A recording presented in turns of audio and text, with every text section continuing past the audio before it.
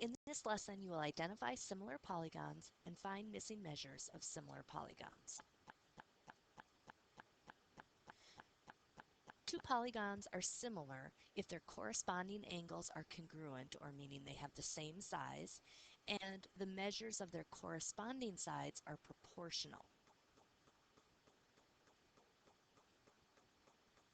In our first example, we're going to determine whether rectangle HJKL is similar to rectangle MNPQ. What we want to do is match up the corresponding sides to see if they have the same ratio, to see then if those two ratios are equal. If they are, then it's proportional. So let's start with our smallest side of the rectangle. 3 is going to match up with 6 in the other rectangle. And 7 is going to match up with 10 in the other rectangle. And these two ratios are not equal, therefore they're not proportional, and they would not be similar. They're not similar because their sides are not proportional to one another.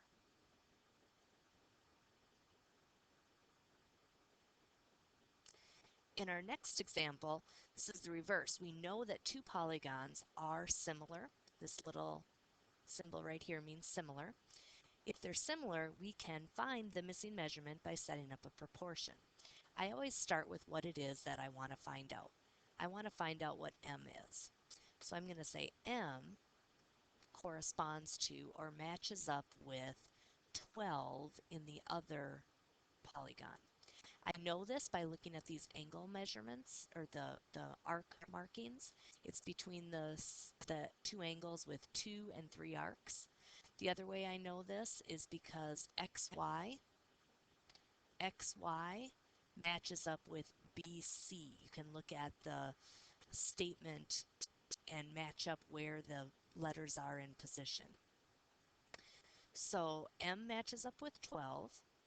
Now, since I started with the big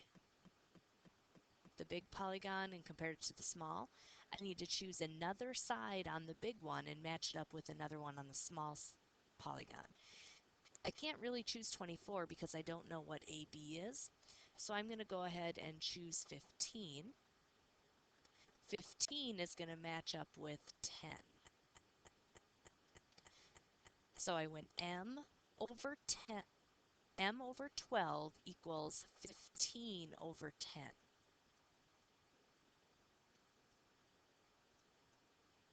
Now you go ahead and solve the proportion for M. M times 10 is 10M. And then 15 times 12.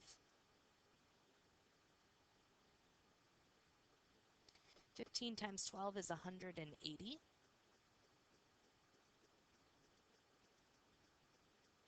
Now you're going to solve that equation by dividing both sides by 10. And when you divide by 10, you just move the decimal one place to the left. So M equals 18.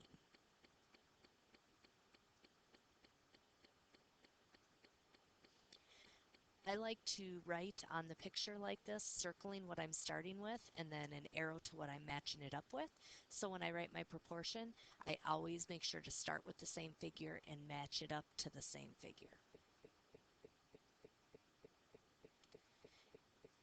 In our next example, we're going to use something called shadow reckoning. At the same time a 2-meter street sign casts a 3-meter shadow, a telephone pole casts a 12.3-meter shadow. How tall is the telephone pole? Well, here's our street sign. Our street sign is 2 meters, and it casts a 3-meter shadow.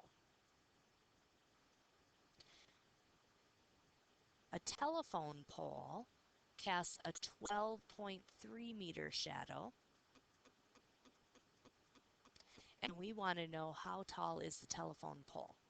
Well, what you have here is two similar triangles. As long as you are measuring at the same time of day, the sun is hitting the top of the item at the same angle, which is creating two similar triangles. So we can do the same thing we did in our last example. You can say X matches up with 2,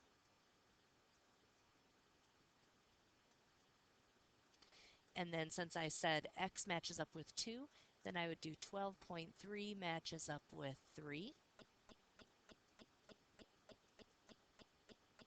And then you'll go ahead and solve the proportion. 3x equals 2 times 12.3. It's going to be 24.6. Now divide both sides by 3.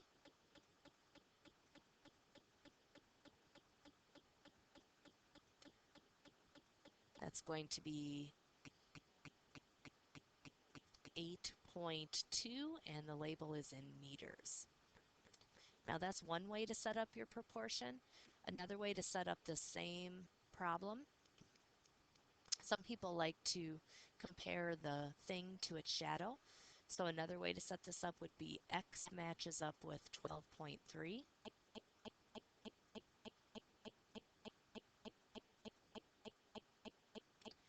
And then since I went item to shadow, I could do item to shadow. 2 matches up with 3.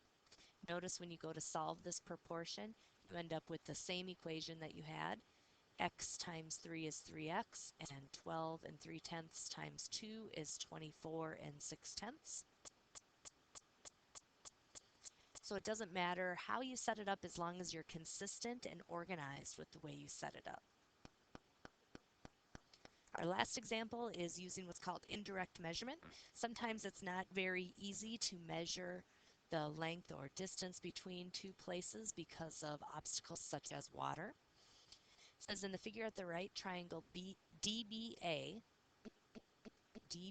which is the small triangle, is similar to triangle ECA, which is this large triangle.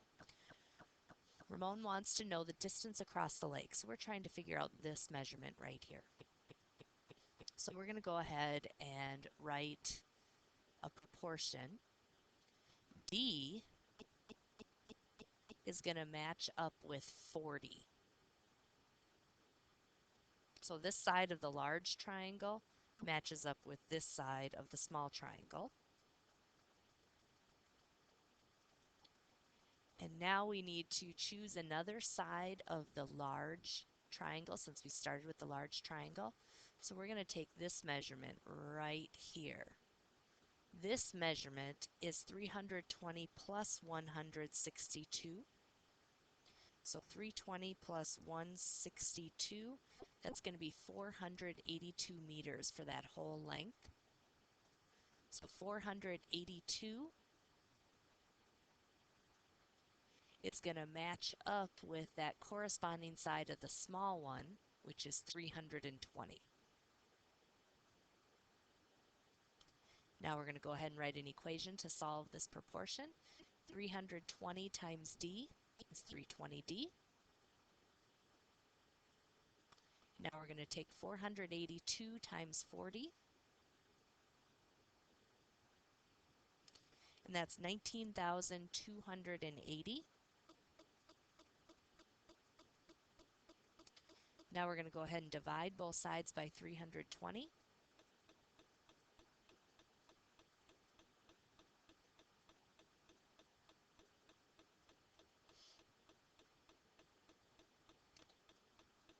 We get D equals 60 and 25/100. So 60.25, and this is going to be in meters.